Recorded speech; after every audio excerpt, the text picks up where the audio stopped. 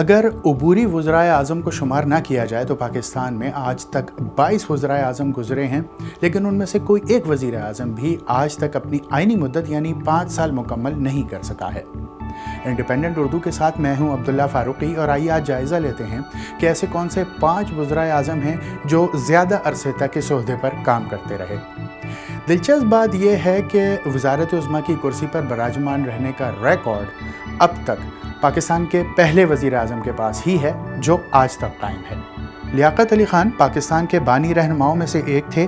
وہ 15 اگست 1947 سے 16 اکتوبر 1951 تک یعنی 1523 دن مسند اقتدار پر رہے۔ ان کا اقتدار ان کے قتل پر ختم ہوا۔ 2013 میں ملک کی تاریخ میں ایسا پہلی بار ہوا کہ اقتدار ایک منتخب حکومت سے دوسری منتخب حکومت کو منتقل ہوا اور نواز شریف تیسری بار پاکستان کے وزیر اعظم بنے۔ پہلے وزیر اعظم کے بعد سب سے زیادہ دیر اس عہدے پر رہنے والے وزیر اعظم نواز شریف ہیں، جو 5 جون 2013 سے 28 جولائی 2017 تک یعنی 1514 دن بطور وزیر اعظم حکمران رہے اور پھر عدالتی حکم پر انہیں اقتدار سے علیحدہ ہونا پڑا۔ البتہ ان کی جماعت نے اپنی آئینی مدت مکمل کی۔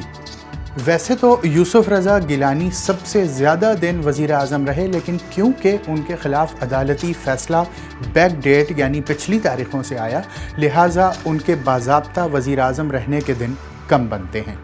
وہ کل 1492 دن وزیر اعظم رہے اور ان کا دورانیہ حکمرانی 25 مارچ 2008 سے 24 اپریل 2012 تھا۔ یوسف رضا گیلانی توہین عدالت کے مرتکب ہوئے تھے، جس پر انہیں چند سیکنڈز کی قید کی سزا بھی ہوئی تھی۔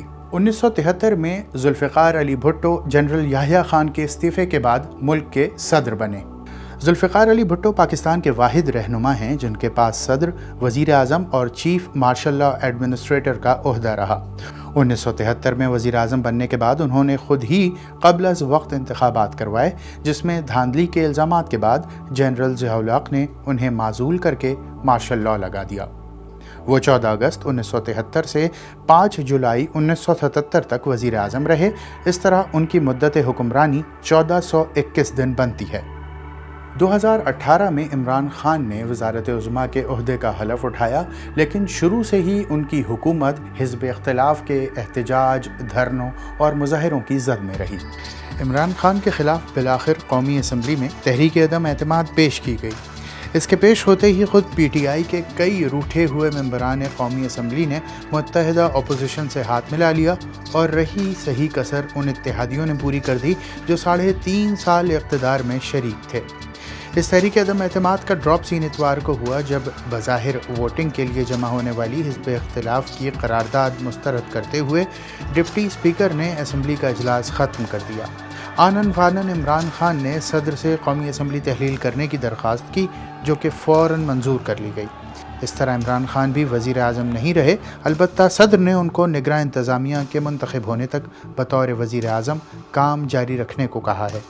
عمران خان نے 18 اگست 2018 کو اپنے عہدے کا حلف اٹھایا تھا اور وہ 1324 دن اقتدار میں رہنے کے بعد اقتدار سے الگ ہو گئے۔